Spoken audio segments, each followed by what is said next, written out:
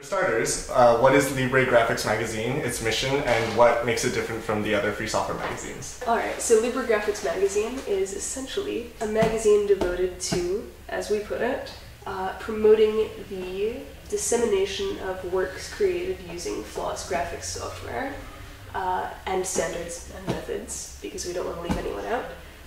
So practically, what it means is we actually publish, I sound exactly like our talk, we publish a magazine quarterly that's an actual physical, we should have a copy of it out.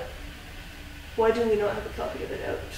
So yeah, so what it is an actual physical paper magazine, kind of like this, exactly like this, which we publish quarterly. It features work done by artists and designers using flawless graphics software and standards and methods, and articles about flawless design workflows, how to incorporate flaws into your workflow, and more philosophical theoretical issues, because we are also, importantly, an art and design magazine, not just a software magazine. What you have right now in free software magazines, it's not only very, very technical, I mean tutorial oriented, dedicated to showing the cutting edge above all else. We're just trying to also offer a critical perspective, not just showcasing stuff, although we love showcasing stuff as well in our own particular way. But it is a bit more than that. And in the design world, you have magazines like Computer Art, for example, that focus mainly on tools and how you can be excellent using Photoshop and Illustrator.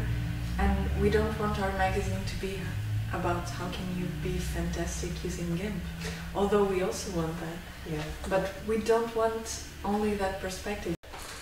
So who would you say is your primary demographic, and what do you have to offer them? Designers, Yeah. artists. Yeah, well, and also, so there's, we can subdivide our designers and artists into, of course, the designers who already use Floss, but who aren't keyed into the community, and the designers who don't already use Floss, but could be sympathetic to it. So that's two groups. Is one more important than the other? Or focus on more, would you Actually, say? to be honest, we largely really actually place a disproportionate amount of our focus on students. Because when you're a grown-up designer with 5-10 years of experience in the field, you're stuck in your habits, and designers are pretty truculent about changing. They know their Photoshop and they love it, and they don't want to try anything new, and they will complain to the high heavens if you show them anything new. So students are more malleable. And all three of us came into contact with that world in one way or another. Oh yes. Well, Both of us actually came from that world. When we finished our graduation, we were still using Adobe software. Then we came into contact with Floss, and the whole issue of sharing was like Eric Schreiber mentioned in #1, and it's pretty much one of my favorite quotes about design, which is, sharing is scary because it means giving up control.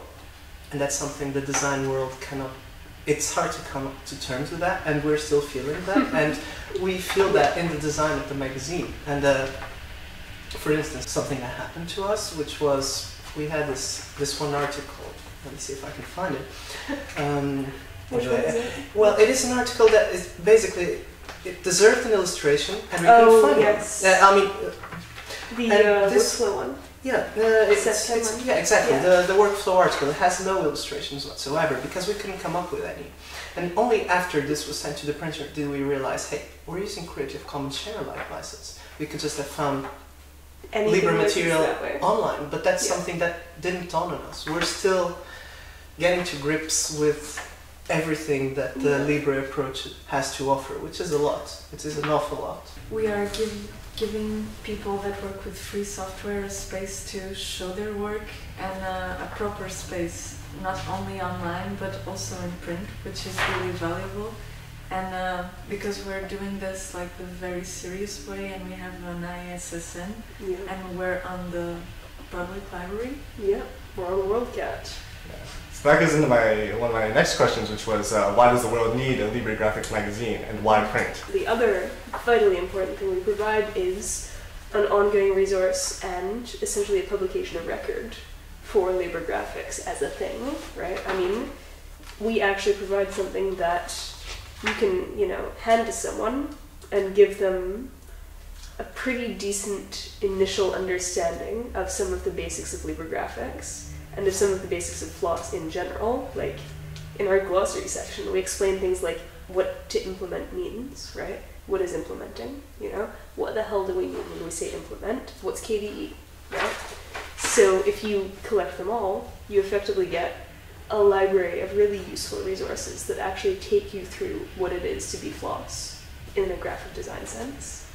This is also a very wonderful tool to actually, when we're talking to people and we say we don't use Adobe software and we're pretty okay with it and we use it on a professional setting, and when people don't understand that, still don't understand why we're doing this, then just read this, because this is what it's all about. In the professional world, one of the things that is usually pointed out to people that use Floss for design is that it's not good for printing. And we prove them wrong. Yes, this is like, you can see it's possible and you can do it perfectly with the same quality that you can do it with other kind of tools. So that's also a very strong point. And that really is a constant refrain, even within our own community. People always still talk about the printing problem. So, what printing problem? I mean, there's a lot of edges to be ironed out. Definitely. But on the other hand, we do get compliments from printers on how good our PDFs are constructed, and that's thanks to the quality of Floss software. So there is still this kind of misconception that Floss software is not up to par to professional standards. That's not true. People still don't believe that, but it's their problem, and this is one of our ways to try and prove them wrong and actually try and get their interest towards alternative ways of making beautiful things.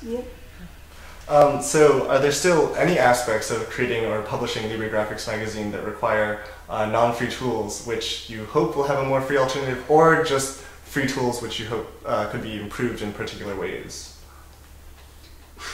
I think we're in an all-free workflow, aren't we? We are. Yes. We are. Actually, our workflow is 100% free. We're thing, definitely not using non-free software at all. Except the non-free firmware on the cameras that we use to take pictures. Although actually I use my cell phone and it runs Memo, so... And the non-free software on the printers, but there's But not we so much we can that. do about that yet, but hopefully... Unless we open our own print shop. That's really impressive. Are you like some sort of cooperative or collective, or are you just like 3 people working on this cool thing?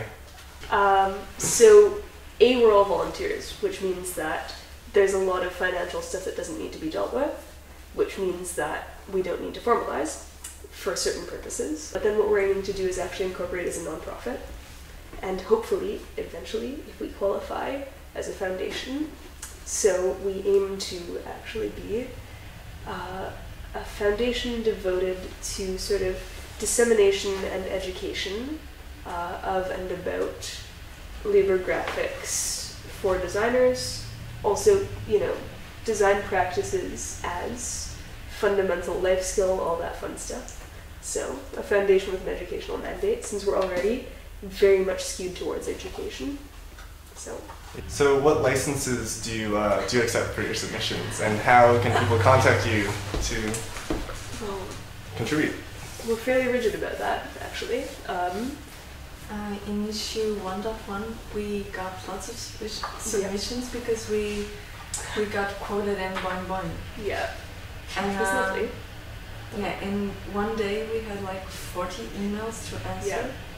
And we had to go through with all the proposals that we had and sort out if they would apply to our magazine or not, either because of the license or the software that was being used, or also because of the kind of content that was being proposed. So general rule, any work to be featured in the magazine has to be compatible with Creative Commons Attribution-ShareAlike, meaning crediting the author and be willing to have it distributed under the same terms, if I'm not wrong, and that's that. How do you view the intersection of free tools and media and the importance of that? Do you make a clear distinction between the two? Why do you feel it's important for them both to be free? We just had a panel discussion about this. And I mean, the three of us, even in our individual practices, all make a big point of acknowledging the humanness of our work, the imperfection, the layering of different materials and methods, right? Like I remember you guys took a photo of my computer screen for issue 0, right? Because there was this graphic. You didn't like it that way, but you said, okay, take a photo, put it back in, that's better, right? The layers of meaning that you get through transformation and through messiness and through humanity, right? Which is, I mean, we can't separate the medium from the technology because it's nonsense. We're humans, we're technology users, right? We're technology makers. So arguably, they can't be separated because they are one and the same. Yeah. And also we do that in the way that we work, like the process. So we use the repository, and if you go there, you can check all the versions that we did of the magazine. And we pretty much change the layout of the pages a lot.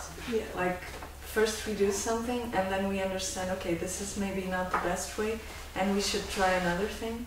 And then we can go back to older versions and understand, okay, maybe the first thing that I did was the one that I wanted.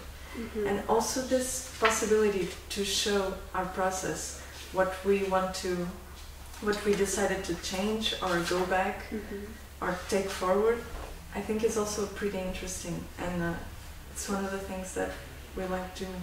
Yeah. And as you said yesterday, I mean, you can actually hilariously track our workflow by looking at the repository, seeing who does what at what time. It's incredible. So to see how not correct we are, just clone our repository, type git log, and just marvel at our own correctness. Yeah. So anyone, anywhere can see every revision to your magazine. Yeah. Absolutely everything. Yeah. Great, thank you. Cheers. Thank you.